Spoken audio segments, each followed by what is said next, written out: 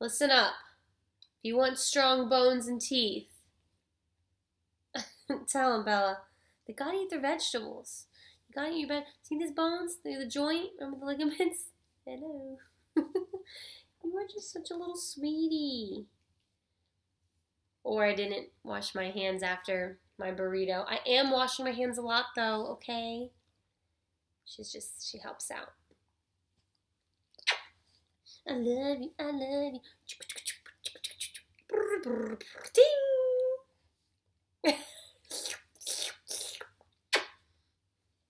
Well, I think this is how we'll be teaching. It's just all up in my grill. That's my dog, as Mr. Ludek would say.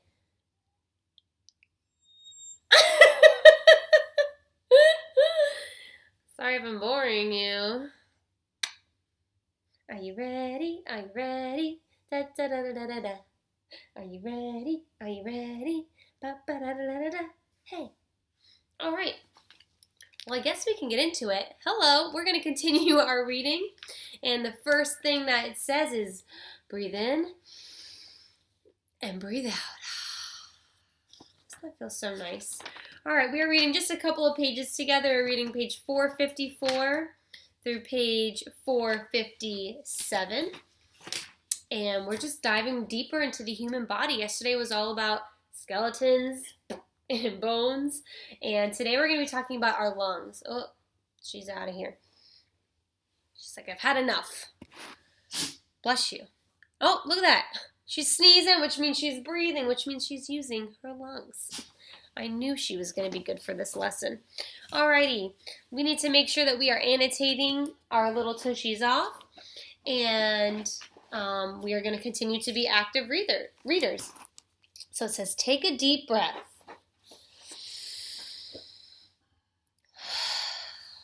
Do you feel inspired? You should. Inspire is another word for breathing in. Breathing out is called expiring. So remember, yesterday we talked about exoskeleton and how it was like on the outside. Well, when you exhale, you are breathing out. When you inhale, like interior, you're putting air and oxygen into your body, you're breathing it in, and you exo it out. Exo it out. Alrighty, as you read the text below, draw boxes around the 5 parts of the respiratory system that are described. And ding, respiratory. Alright, just a little sneak peek as we keep those 5 different parts in mind. It says that organs in the respiratory system bring in oxygen into the body that the body needs, and it releases carbon dioxide that the body wastes gas.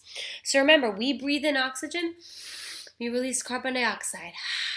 And plants are the opposite. Plants take in that carbon dioxide and they release oxygen. So plants and us, we work well together. All right, let's continue. It says the main organs of the respiratory system are the lungs. Let's box it. That's definitely a part of it. Lungs are spongy organs that expand to fill with air. Air enters your body through your nose and mouth. It flows through a tube in your throat called the trachea. Box that one. The trachea branches into 2 smaller tubes called your bronchi. All right. It says where the bronchi enters the lungs, they branch into something called bronchioles. At the end of each bronchiole are tiny sacs called alveoli. Alveoli make up most of the lungs. When you inhale, breathe in, air flows into the lungs and the alveoli inflate like tiny balloons. When you exhale, you breathe out, air flows back out into the alveoli and out of the lungs. So we're going to go do that math in just a minute. I want us to take a look at this respiratory chart to kind of get a better understanding and idea of what we just read, because the human body is complicated. There is so much going on. So let's take a look about what we just read and kind of put some pictures to the names that we just talked about. Alrighty, so when we breathe in, and I'm going to use my Sharpie, my marker, to help us out. So when we breathe in through our mouth, We can also bring in through our nose. Air is traveling down what we call our trachea, okay? Then what we just read says that the trachea branches into two smaller tubes called our bronchi. So it's going to keep on traveling, and boom. These tubes right here are the bronchi, all right? Now those tubes then also branch out. I'll do it in red. And those are the bronchioles. Those bronchioles have little tiny air sacs at the very end of them. Doop, doop, doop, doop, doop, doop, doop. And those are called the alveoli. So those are those tiny little sacs. And those were because that's kind of not on here. And I'm going to spell it right. Bronchioles. So up here is like a more zoomed in picture. I'll kind of zoom in myself to show you. But after the trachea and it branched out to the bronchi, here's a close-up one. The bronchi then branched out, and those are the bronchioles. Right here. Oh, I want the black side. Those are the bronchioles. And then these are the tiny air sacs.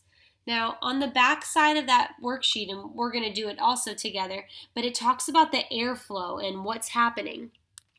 Well, we're breathing in oxygen, so we're breathing in, we're taking it in, and then also through that, we are also releasing that carbon dioxide. So come on back to our packets. Let me cap these on the right color. It asks us to draw arrows to show the path that the air takes. So it's going in to those alveoli, and then it's also going back out into the bronchioles, which then goes to the bronchi, which goes back up through the trachea and leaves out, our nose and our mouth. So when all this is happening, it says tiny blood vessels surround the alveoli.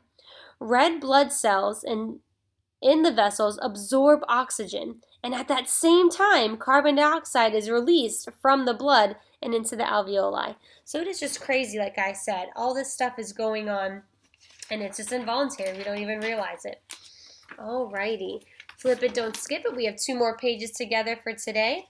And this one is about asthma attack. It says asthma is an illness that makes it hard for a person to breathe. During an attack, some kids say it feels like breathing through a straw, which is something that we are going to do, and I'm going to challenge you to do on your own a little bit later. It says, as you read these 2 pages, draw a star next to what you consider to be the most important sentence, and be ready to explain why. All right, so that's kind of, our opinion of what we feel is important, but we do want to focus on those good details. So it says, constricted airways. When people are having an asthma attack, their bronchi become swollen. The swelling makes their airways smaller.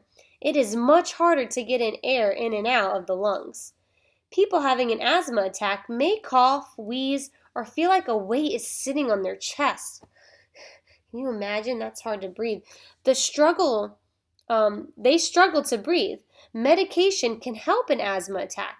After the attack, a person's airways return to normal. So again, it talks about the, the bronchi becoming swollen. And back into here, these tubes right here are our bronchi. So those get swollen. And if it's swollen, that means it becomes thicker and it's harder for air to flow. So let's fill out this little chart. So let's say asthma enters the airway. Airway becomes irritated. The bronchi becomes, if you're thinking swollen, that's correct. The bronchi becomes swollen. That means the airway becomes smaller and it becomes difficult to breathe. It becomes difficult to breathe. Oof, I can't even imagine. I'll be grabbing my straw here shortly. And here is a visual of something of kind of what it looks like if somebody is going through an asthma attack. It says here's a normal bronchi with, they're wide open, the air can flow easily. That's nice. Constricted bronchi are smaller and it makes it difficult for air to pass through. Look at the difference. I can't even imagine. It says pollen from plants can trigger asthma attacks, and air pollution can trigger asthma attacks. So if you have asthma, if you know someone who has asthma, you could be mindful and help them to maybe stay away from areas that have pollen or this pollution going on. Alrighty, last little paragraphs and last page. This is triggers. The exact cause of asthma aren't known. Many people are born with it, but people sometimes develop asthma as they get older. Doctors do know that there are things that can cause an asthma attack. These things are called asthma triggers. Smoke, air pollution, and allergies are all possible triggers that start the process of an asthma attack. I don't have asthma, but I have a hard time breathing during these things if I'm around someone who's smoking or it's a smoky area like a barbecue. It's hard for me to breathe, so I can't imagine that being a trigger to somebody with asthma and their bronchi end up looking that small. And now let's finish off with management, how we can manage asthma attacks and these triggers. People who have asthma try to avoid things in the air that trigger the attacks. However, a person can't always avoid triggers such as pollen or air pollution. A doctor can give people who suffer from asthma a device called an inhaler. And if you flip it to the other page, this is a little boy, and that's what an inhaler looks like. Now let's see what is inside that inhaler that is helping him so much. An inhaler releases a mist of medicine that a person breathes in. This medicine can help open up airways during an attack. Other types of medicine help to prevent asthma attacks. Alrighty, I'm actually going to go get my straw and I'll be right back. Alrighty, I have my straw, and of course you know I'm all about saving the turtles, so it's a metal one and Bella is curious about it. But I am going to breathe through it, and this is supposed to give us a sense of what somebody who has asthma is going through when they're having some kind of asthma attack. So look how, it's much smaller. I'm going to try to breathe through it.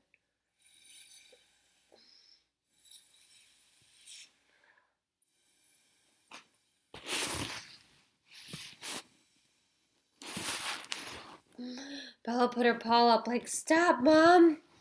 It is a lot harder to breathe through it. And I can't imagine, like, maybe exercising and I'm already having deep breaths and then breathe through the straw. That would be really hard. So again, if you know somebody who has asthma, you can help them by maybe avoiding some areas or just reminding them if you guys do go out somewhere in the outside to have their inhaler with them just in case they run into a trigger and they have an asthma attack.